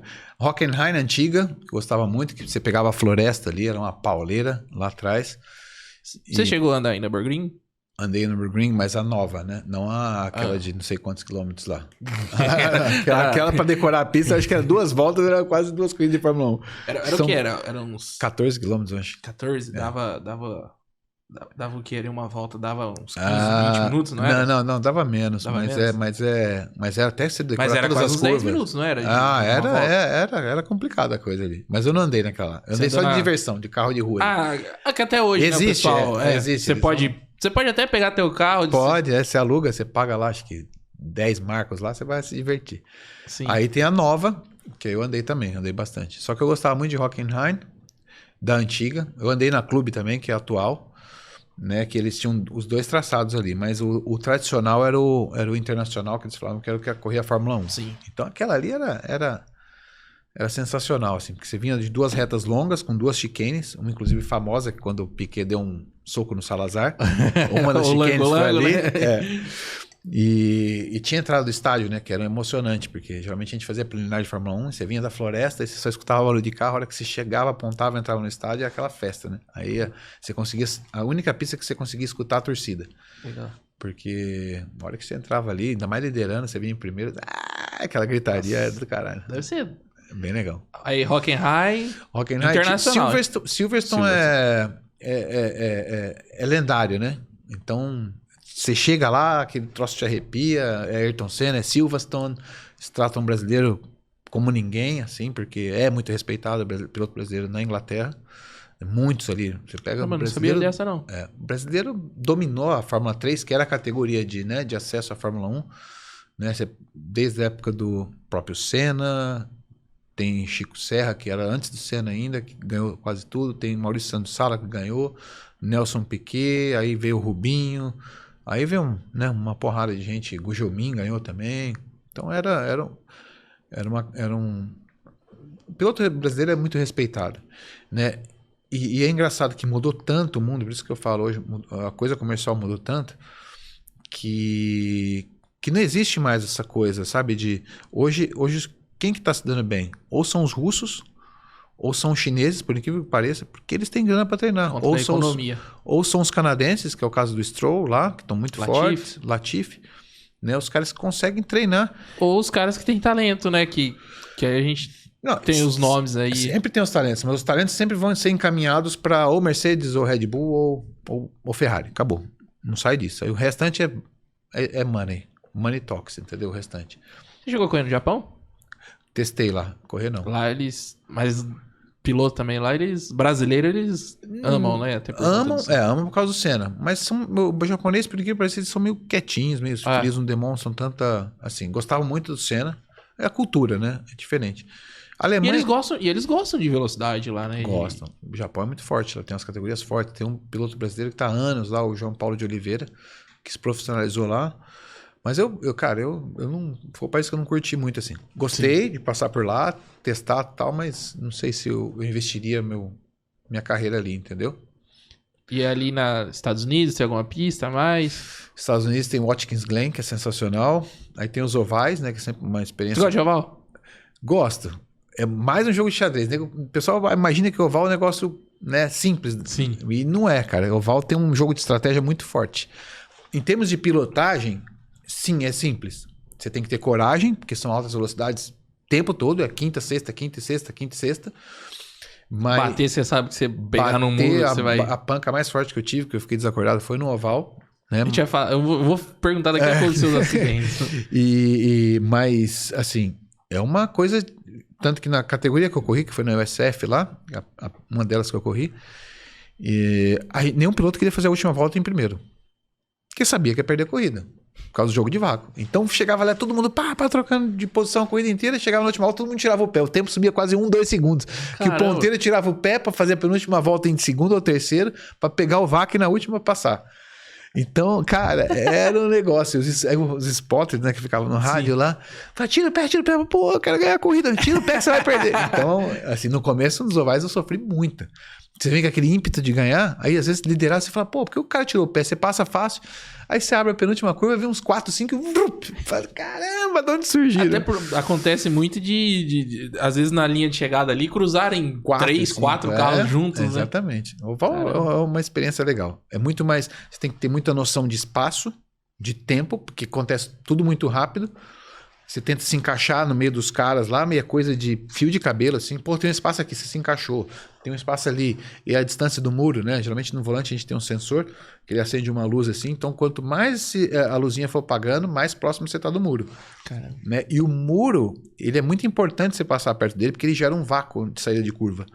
Um vácuo lateral, que ajuda você a... Que é meio que naquele pontinho de ligação ali do... Exatamente, porque o que acontece? Você vai mirando o muro, lógico, para não dar nele, o muro te suga. A toda curva ele vai te sugando. Esse vácuo que ele cria é onde você ganha alguns milésimos ali. Então tem toda essa... Aí você vai olhando só a luzinha no volante, você fala assim, mas quando falta uma é que você tá raspando. Tá no pelo. Você sente o carro chacoalhar, assim. Você sente aquele buraco do vácuo mesmo. Então esse é o risco, só que se você ser rápido, você tem que estar toda hora ali. Você falou isso do vácuo aí no final da corrida. Eu lembro uma corrida, acho que não sei se você lembra dessa aí. Assim, eu ia falar recente, mas é algo de 2002 já não é tão recente, né? Acho que é 2012 por ali. O Alonso, você lembra? O Alonso e Hamilton, eu não lembro qual pista que foi, mas era quase no final da reta ali, pra não pegar o vácuo do DRS ali. Nenhum dos dois queria chegar. Sim. Não, e teve uma agora recente, onde que foi o próprio Hamilton? Foi o Hamilton e o Verstappen. Foi o Verstappen, né? Que tinha a linha de abrir o DRS ali. Nenhum dos dois queria. É mais ou menos por aí. Na última volta, ninguém... Nenhum dos dois queria chegar na frente ali pra... Não. Foi aquela corrida com... Malásia, não foi? Foi à noite. Não, a do Verstappen e o do... Não é Malásia. Foi à noite. Não é aquela pista nova? Não é Abu Dhabi, não. Abu Dhabi, não. Não é a Jeddah? Não é Jeddah? Pode, Jeddah. Foi Jeddah, né? Foi Jeddah. Até nessa corrida foi que o Hamilton entrou na traseira dele, né? Depois, né? Ah, mas é que você vendo, porra, o oval não, o oval era estratégia mesmo, não é porque tinha uma linha do DRS, não, porque se você fizesse assim primeiro, você ia tomar Então, às vezes, era melhor você ficar ali até a metade da corrida economizando equipamento, em 10º, em 8º. Só que é um baita jogo de paciência, né? Você sabe que você tem potencial pra ir passando todo mundo. Eu quero estar na frente. Você quer estar na frente e o cara lá, calma, não é a hora. É um zen, né? Os spotters são zen. Calma, você vai conseguir. Aí esse piloto nunca quer, né? Tirar o pé, né, cara? É uma contradição muito forte, sabe? Pra cabeça do piloto. Mas tanto que, cara, nunca ganhei corrida oval. Nunca? Nunca. Caramba. Foi a única coisa. Mas pode ter. Pode ter, tem segundo, terceiro, mas nunca ganhei. Porque eu não conseguia segurar meu ímpeto. Agora, misto, ganhava pra caralho. E pista nacional? Quais que você mais gosta? Jacarepaguá, por isso que eu falei que são as... Jacarepaguá. Era sensacional Jacarepaguá. Essa realmente não existe mais? Não né? existe mais. Por uma besteira, acho que. Porque você pega hoje, tem na Rússia, eles fizeram... É dentro de um parque olímpico. Você pega Vancouver, que é uma corrida que a Indy fazia, também é dentro do Parque Olímpico. Não precisou destruir o autódromo para fazer. Não, eles simplesmente tinham o traçado, eles poderiam simplesmente fazer os ginásios dentro dos buracos que tinham ali, entendeu? Mas, né, a gente sabe o que acontece aqui no Brasil, né? Tem coisa que fala mais alto. No que não vê é o caso. Mas Jacarepaguá... Bom, Interlagos é Interlagos, né? Hoje, é templo também, né? Interlagos é templo. Interlagos é... No Brasil, a pista que eu mais gosto hoje. Quando Jacarepaguá morreu, a primeira é Interlagos. Gostava muito de Curitiba, que esse ano também foi pro Beleléu. Conseguiram. Curitiba. Aí tem o Velocitar, que é uma pista magnífica. Não é uma das minhas prediletas. Né? Tem muito autódromo bom aqui. E desafiador aqui tem Cascavel. Uma das mais desafiadoras que tem. Que é bem legal. E até falando dessa parte nacional, você acha que o Brasil... tá bem nessa parte de autódromo? Dava pra melhorar? Eu acho que dá pra melhorar um pouco. Apesar que lá fora, se você pegar, tem nos Estados Unidos, tem 4, 5 autódromos bons. O resto você faz A gente tem uma média boa hoje? Tem uma média boa. Tem uma média boa. A gente fala bom... Tem bons autódromos. Porque assim, você pega falando de cabeça, assim, ainda a gente tem... Se for ver, pra elencar de cabeça, a gente ainda tem Londrina, tem Tarumã, que a gente comentou no começo, Curvelo. Sim, temos bastante autódromos aqui no Brasil, né? Não, e são bons, não são ruins, não. Comparado com lá fora, não são... Mesmo porque a FIA, para liberar uma licença hoje, exige muito. Não é assim, faz um autódromo aí, na CBA tem que ter a chancela da CBA, tem que ter a chancela da FIA, então tem que ter segurança, não é qualquer um que faz. Mas é óbvio que a Europa domina o negócio, né? A Europa você tem muito, muito mais pista. Tem as pistinhas lá que você vai correr, que você fala, caramba, isso é pista de corrida mesmo? Tem, mas na média... É porque na Europa, a Europa né? Ela é menor que o Brasil, né? Sim. É menor que o Brasil. Então a Alemanha tem um autódromo bom, a Itália tem um autódromo bom, né? A França tem um autódromo bom. Aqui no Brasil... E a América do Sul? Você já... Cara, América do Sul, cara... Não andei em autódromo na América do Sul. Eu sou cigano, não. É o cigano e não andou? Não. É que eu sempre fui, ou fui para os Estados Unidos, ou Europa, né? Eu estava no Japão, mas aqui América do Sul, o país que eu corri foi aqui. Falta essa ainda, Falta essa. Tem a Argentina, sempre para aquele o automobilismo argentino, que é muito forte. Eles têm uma categoria tipo a Stock, né? Acho que é a TCA 2000, acho, né? TC 2000. TC 2000. Mas por isso que eu não foquei aqui, porque é o único país que fora do Brasil tem alguma coisa, né? Você pega hoje Colômbia, Venezuela, nos outros países não tem nada. Não tem nada. Mas na Argentina mesmo assim ainda nunca... Então, não foi o foco, entendeu, Matheus? Entendi. Sempre curti o automobilismo, é muito forte o automobilismo argentino, mas nunca me chamou atenção. Mas dá pra rolar ainda antes do cigano. Dá. Tem que rolar, tem né? muito gás. Pra completar o cigano aí, tem muito gás ainda, cara. Eu acho que foi o único continente que eu não andei. Eles têm a pista que estão com a moto... Termas de Rio Hondo? Rio Hondo, Rio Hondo, né? Que tá com a MotoGP, né? Rola tem umas pistas sensacionais na Argentina. O próprio Buenos Aires é legal, né? Só que eu não tive oportunidade nem foco, né? Quando você tem foco, você gera oportunidade. Então, por isso que não corri lá ainda. Mas é uma coisa para se pensar. Já falando onde você não correu e qual categoria no Brasil ainda que você não correu, que você queria correr, tem vontade? Cara, que eu acho que eu corri de todas, né? Deixa eu ver. Bom, hoje a Truck. Você não correu na Truck? Não. Eu ia falar da Truck agora. Então, é na Truck. A Truck é uma experiência, deve ser divertida. Todo mundo que anda lá. Legal, né, cara? E o ano passado eu tive a oportunidade que geralmente eu divido o carro, né, na sprint. Sim. Eu andei com o Paulo Salustiano, que é um baita piloto da Truck.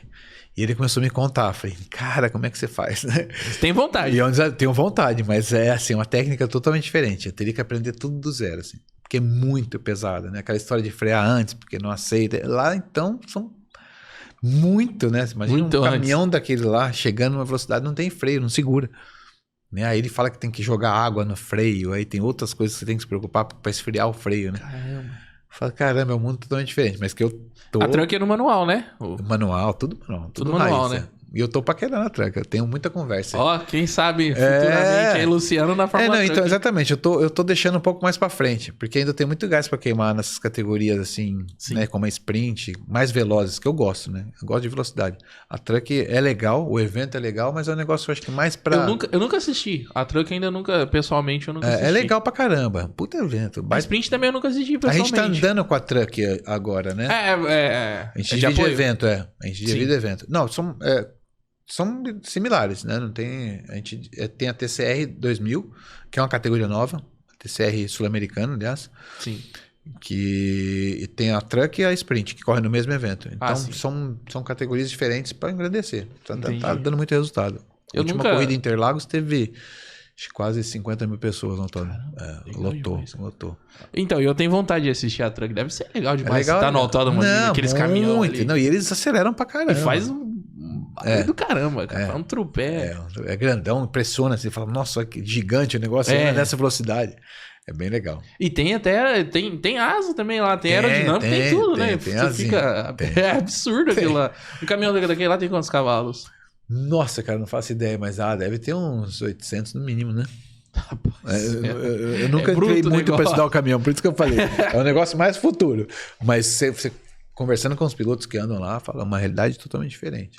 É uma técnica diferente, né? Tem pilotos que tem bons lá. Tem o próprio Beto Monteiro, que anda em estoque. Tem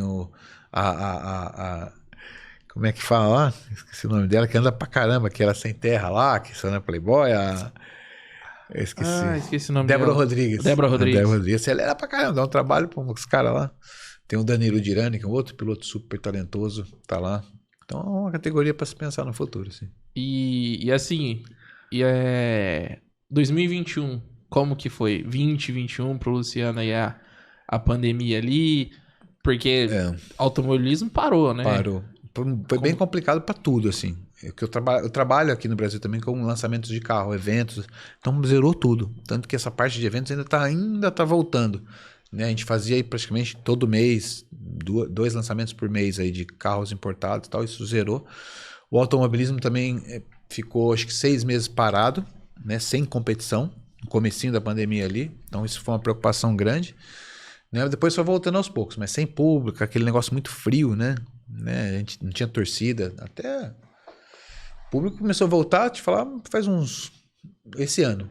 Praticamente, que assim voltou, porque todo mundo tinha liberado até o ano, metade do ano passado para cá, mas o pessoal muito ressabiado ainda, com receio, né? Com receio. Agora, eu acho que agora dobrou até, porque eles ficaram tão carentes de eventos. Todo mundo, qualquer evento você vê hoje. E agora lotado. tudo lotado. Então a gente passou um período difícil, mas saiu dessa. E os resultados foram bons nos últimos anos aí para mim, né? É lógico. A gente soube aproveitar aí a parte mental que foi afetada de muitos pilotos também, né? Que muitos pilotos... E mexeu, né? A pandemia mexeu com todo mundo. Mexeu com todo mundo. Psicologicamente. E psicologicamente, como o automobilismo trabalha, né? O psicológico muito forte, eu sempre fui muito forte nessa parte, né? Busco até hoje, tenho umas parcerias né? Então, deu para deitar e rolar. A gente teve que reaprender a viver, né? Contato, tudo, né? A gente teve... Tudo. Que reaprender aí. Pra você ter uma ideia, a gente faz um trabalho assim, né? A gente sempre faz um trabalho para chegar no limite. Sim. Né? No automobilismo. Porque você, piloto vive no limite o tempo todo, né? O tempo todo. Mas eu fiz um trabalho com o pessoal que me acompanha, que até o Rodrigo Costa, um baita terapeuta aqui de Rio Preto.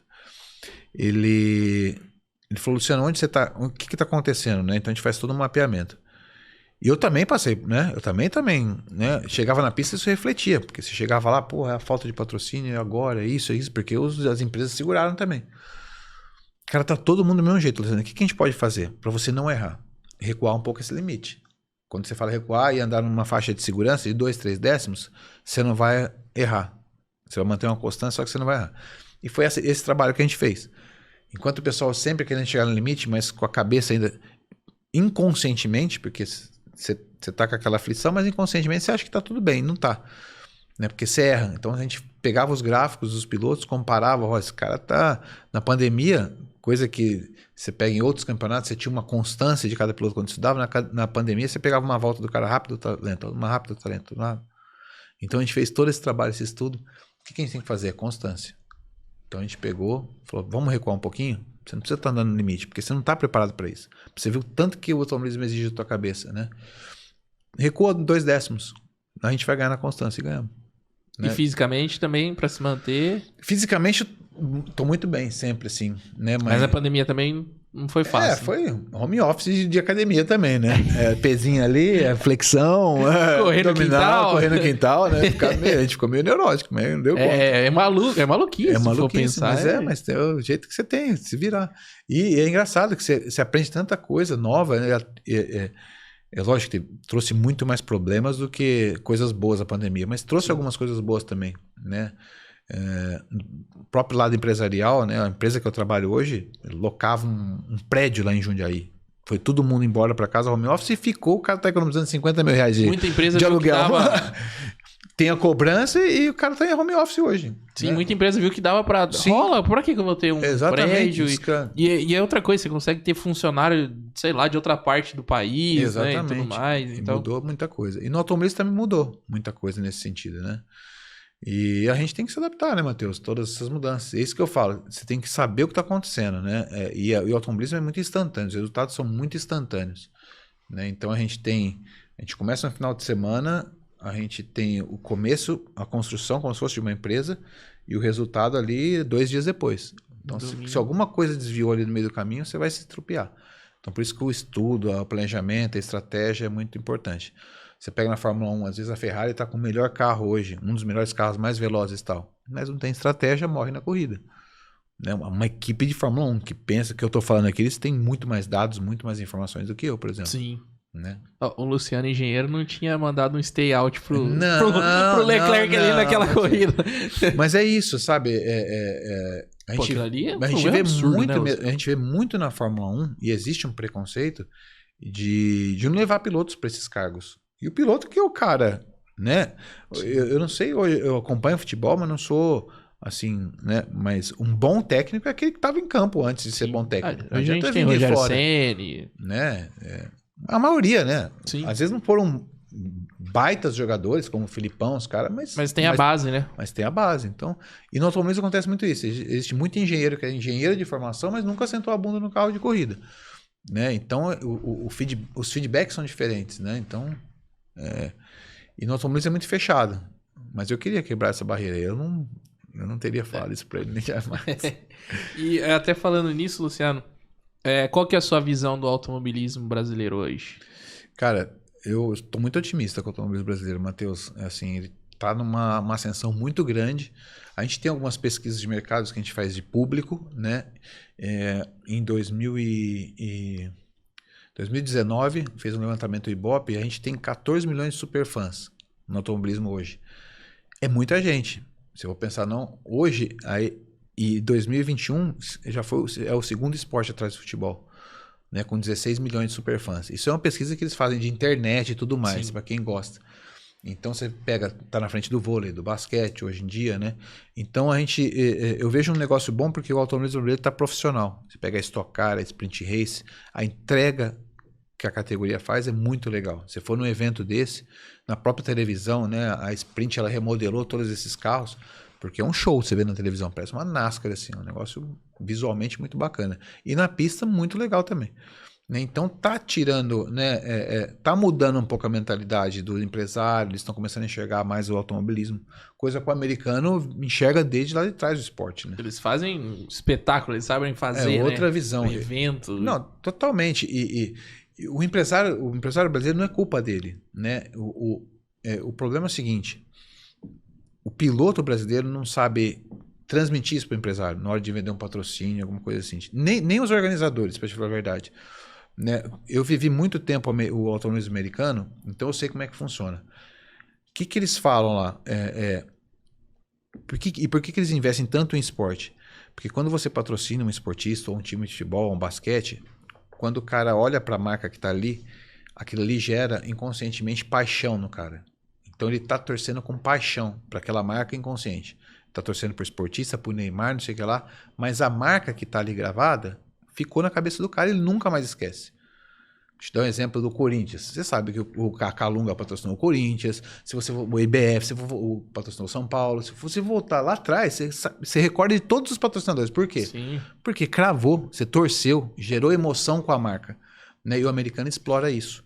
Né? Você pega o exemplo da All-Star, que começou a investir na NBA lá nos anos 40, 50. Olha o que é a marca hoje, o que durou, e é mundial a marca. Sim. Porque envolveu paixão nessa relação. Né? Quando a gente trata a televisão, por exemplo, um comercial de televisão, o cara quer vender um shampoo, ou uma sandália havaiana, ou isso, aquilo, ele vai ter um resultado pontualmente, um pico muito grande de venda, mas no mês seguinte cai. Enquanto o automobilismo, ele gera valor para a marca para a eternidade. São coisas diferentes. E o empresário brasileiro está vendo isso hoje, né? Ele associar a marca dele a um esporte, a paixão, e aquilo gera muita coisa para a empresa dele. Não só o retorno da marca, mas associa a velocidade, a entrega, a profissionalismo, a status para a marca, né? Então, tudo isso associa a marca. E estar entre as grandes também. Um cara que está começando agora, tem uma empresa agora, ele vai investir numa Sprint Race, ele vai estar do lado de Petrobras, ele vai estar do lado de Monster, ele vai estar do lado de várias... Não sei se pode falar marcas aqui. Não, pode sim. Mas ele vai estar erguendo a marca dele e colocando num status diferente. Sim. Né? Então, tudo isso. E dentro do que você viveu nos outros anos para agora, você acha que tá mais fácil, dá para chegar lá, até nessa parte de apoio? Tá, porque assim, aquilo, volta a falar, você tem que fazer um trabalho bem feito. Né? Isso é cansativo, às vezes muita gente não entende. Por que você posta? Por que você faz isso? Porque eu tenho que ter engajamento, né? Eu tenho que mostrar a marca do meu patrocinador. E qual a melhor ferramenta hoje? Mídias sociais, né? O que a gente vem desenvolvendo. né? Então isso ficou muito mais democrático esse mundo, né, Matheus? Diferente do que era lá atrás. Lá atrás, pra você sair num jornal nacional, que era o retorno que você tinha que ou se acidentar, quebrar a perna ou morrer. Aí falava, ó, o Luciano morreu na Stock Car. Beleza, mas nada. Né? Hoje em dia não. Hoje em dia cada um cria seu mundo, seu ecossistema. E se você fizer bem feito, você vai se destacar. Né? Agora o cara que não está adepto à nova realidade que a gente tem hoje, ele morre no meio do caminho. É aquilo de estudar e continuar se atualizando sempre com o mundo, né? E Luciano, falando agora da nossa base brasileira, que você visualiza assim que a gente tem? Cara, acho que vem crescendo junto, né? A base é o kart, né, Matheus? Eu acho que vem crescendo junto nessa onda, né? Você pega os últimos campeonatos brasileiros que tivemos, né, com apoio da televisão, que antes não tinha, hoje o Sport TV transmite na íntegra. Você pega, às vezes, o dia inteiro de corrida no Campeonato Brasileiro de Kart. Isso é excelente. Né? Então, você vê cada vez mais inscritos, né? Cada vez... Eu acho o seguinte, o modelo que eles criaram de categorias no Brasil... eu não curto muito, porque você pega hoje de kart tem 15 categorias e cada categoria tem 10 pilotos. Na minha época existiam 3 categorias, a novatos, a A e a B. Só que todo mundo deve estar nessa categoria. Então existia grid de 40, 50, 60 karts. Hoje em dia não, hoje em dia corre 1 contra 5 ali. Né? Tem muito mais pilotos, só que existem 30 categorias, então fica tudo meio espalhado, né? Sim. É igual eu não gosto de falar da concorrência, mas tem uma categoria aí que é excepcional, né? Uma categoria alemã, que eu tenho muito de vontade de correr nela. Só que tem 25 categorias. Então você pega lá, todo piloto ganha corrida toda hora, né? Então, cara, desde o amador lá, começou agora, né? Então fica uma coisa meio artificial, assim. Eles criam categoria para dar troféu pros negros, entendeu? Mas é bem por aí. Né? E o kart, não que esteja nessa pegada, mas... E perdemos uma baita oportunidade com o Mundial que ia rolar até por conta da pandemia, também, né? Ia rolar o Mundial aqui. E aqui pertinho, em Birigui, né? Exatamente. Já correu lá? Não corri, cara. Mas já foi lá na pista lá? Nunca foi? Eu falo, eu vou correr na Indonésia e não venho aqui correr em Birigui. Há pouco tempo eu fui lá na região, fui lá em Araçatuba, pouco tempo assim, mais de um ano. Eu falei, cara, eu preciso parar e entrar pra ver essa pista aqui. Claro que é sensacional. É sensacional. Uma baita estrutura. Hoje acho que é a melhor, bem mais montada do Brasil. Hoje acho que até por isso que foi escolhido por ser o Mundial, né? Infelizmente perdemos, né? Seria uma pena. Uma baita Esse final de semana eu sei que vai ter que chama Campeonato Ayrton Senna lá. Tá muito cogitado, tipo um brasileiro que estão criando agora. Eu acho que vamos ver se eu pego feriado. Feriado, verdade, feriado prolongado, né? Então, né? Vamos ver se não tem nenhuma viagem pro Japão, senão pra Birigui. Vai que Indonésia então... no meio do caminho. Mas era bem assim, os caras não acreditavam. Onde você tá hoje? Eu tô na China aqui testando. Eu tô em Macau. Pô, mas você não para, pô. Essa é a vida, É o cigano, né? É o cigano voador. E, Luciano, e na questão de pilotos que a gente tem hoje aí, vindo da base, o que você acha aí? Temos bons nomes, vamos chegar lá, vamos ter uma hora vamos ter um brasileiro logo. Eu acho que tem que ter, eu acho que a própria Fórmula 1, a gente estava até comentando isso, a própria Fórmula 1 precisa de um piloto brasileiro por conta do mercado, né? O mercado brasileiro tá aí, é um mercado potente pra caramba, e não tem pilotos brasileiros. Eu acho que falta entrar que hora que entrar a gente vai ter mais de um. Eu acho que a gente tem 2 nomes, os que mais próximos... Bom, tem o Pietro, que já tá lá dentro, mas com piloto de teste. Mas o que eu acho que boto fé bastante é o Drogovic e o Collet. Acho que são os 2 pilotos que eu acho que tem mais chances de chegar e representar a gente. O Collet, eu andei assistindo. Eu acompanhei ele desde o ano passado ali e esse ano também. O Collet é meio maluco da cabeça, cara. Totalmente. Tem uma corrida ano passado. Você viu essa? Já viu? Acho que foi em Spa. Uma que ele vem por fora ali. Eu vi essa corrida. Não, ele passa uns 4 e eu falo, cara, o Collet é maluco da cabeça, cara. Mas cara, eu acho que ele tá certinho. A hora de arriscar é agora. É na base. A gente comete umas loucuras que a hora que você passa, você fala, nossa, por que eu fiz isso? Mas... Bom, e temos outro bom nome também, o irmão do Pietro, né? O Enzo também. O Enzo também é muito bom. O Enzo digamos que ele tá na Charuza ali com a equipe. Um carro que, pelo amor de Deus, é fim de grid. Tá ali. E ele tá levando. Ele fez sexto, pódio. Sétimo, ele fez pódio na penúltima, né? Na última, um sexto. Mas tá com uma média ali entre os top 6, que é sensacional. E eu acredito que o Enzo, na próxima temporada, ele consiga ter uma equipe melhor ali. Eu né? acho, viu? Melhor linha. A gente fala, tem o Enzo também. Prema, né? O Enzo tem Querendo ou não, ajuda, né? O sobrenome. Isso sempre faz diferença no mundo ali. Acho que para a própria marca também, mercadologicamente falando, acho que isso é um bom negócio.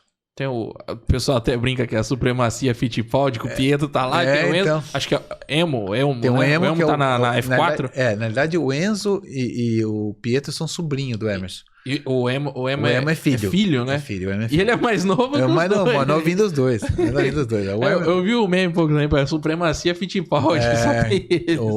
Mas o Pietro e o... Pietro, se eu não me engano, a mãe, o tio dele é o Max Papes, que correu de Fórmula 1.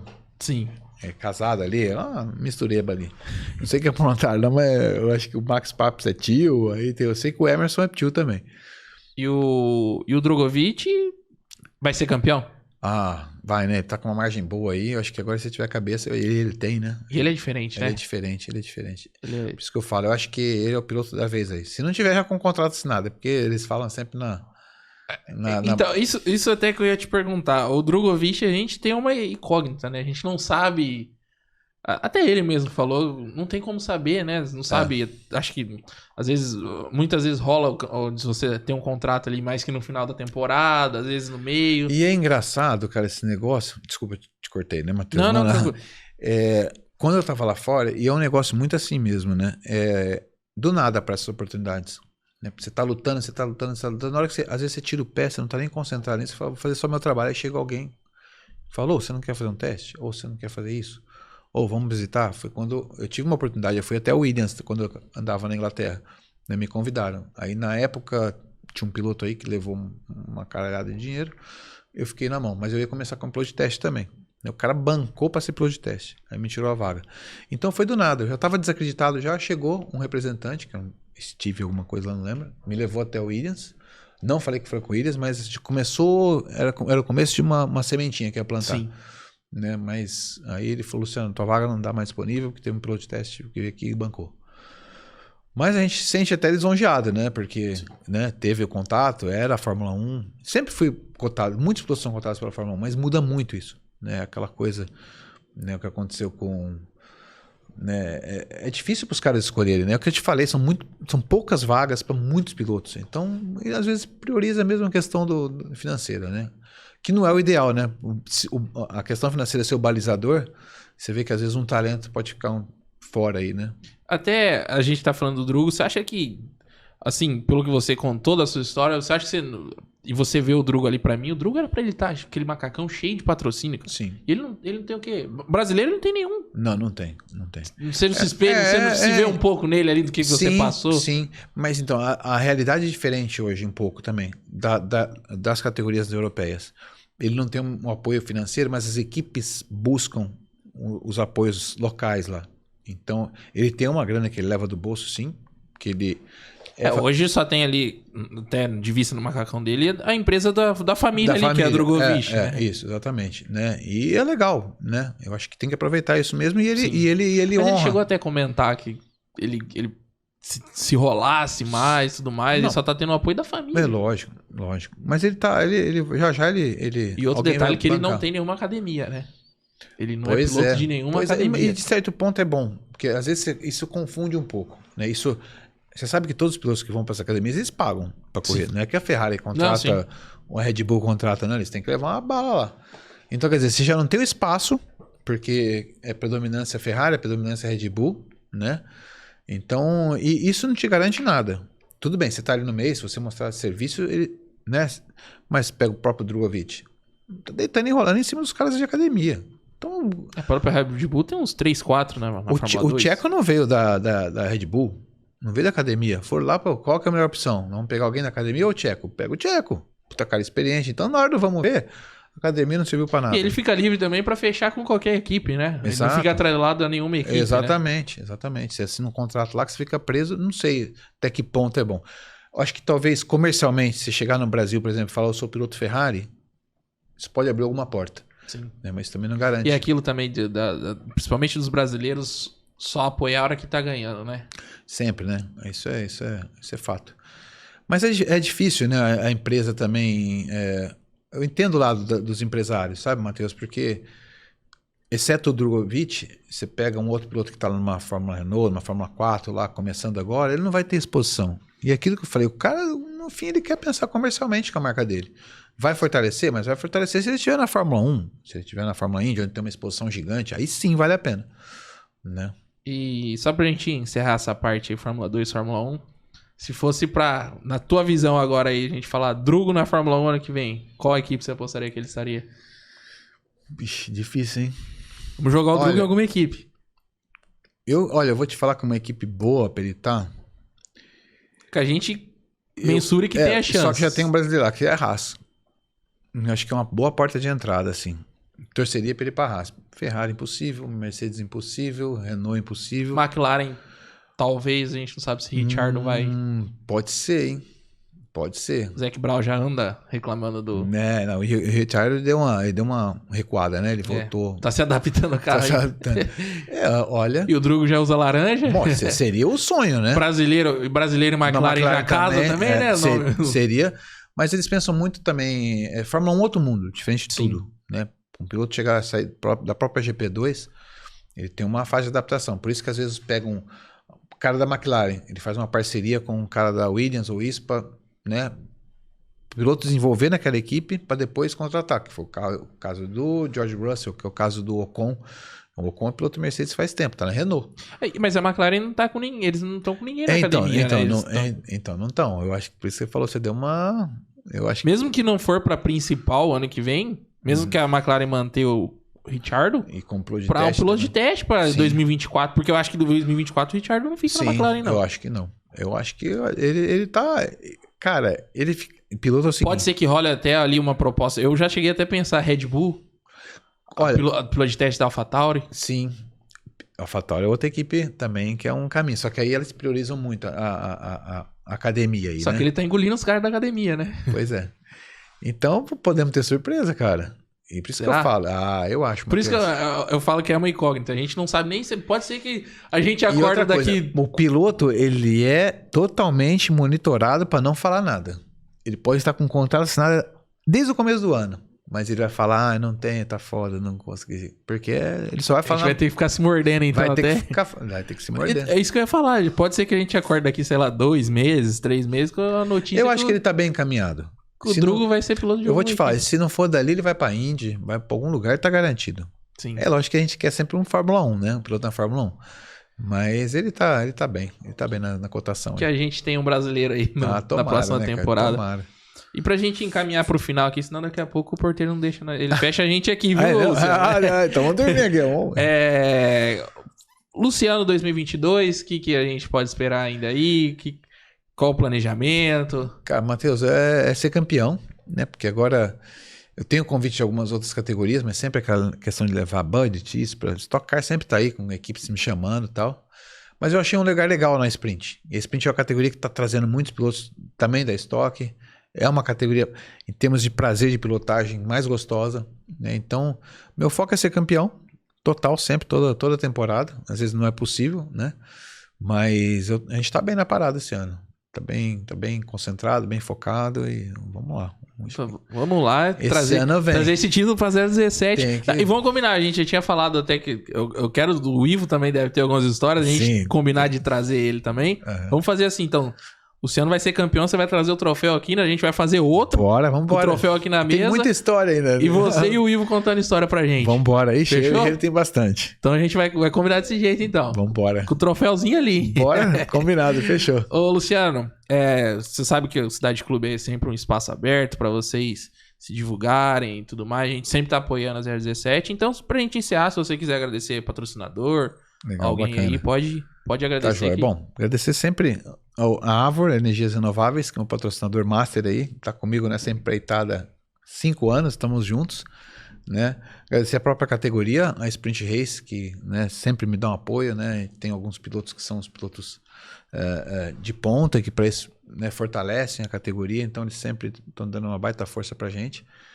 E é isso, cara. Agora é seguir o caminho aí, você conquistar título, vitória. Esse é o meu objetivo. O Cigano vai continuar voando ainda. Vai. Eu tô na 56ª vitória, agora minha próxima meta é a 60ª. Então, Caramba. vamos aí atrás de 60 vitórias na carreira. Bora trazer essa. Bora lá. Eu quero agradecer mais uma vez o betcerto.net aí. Muito obrigado por apoiar a gente e fazer tudo isso aqui acontecer.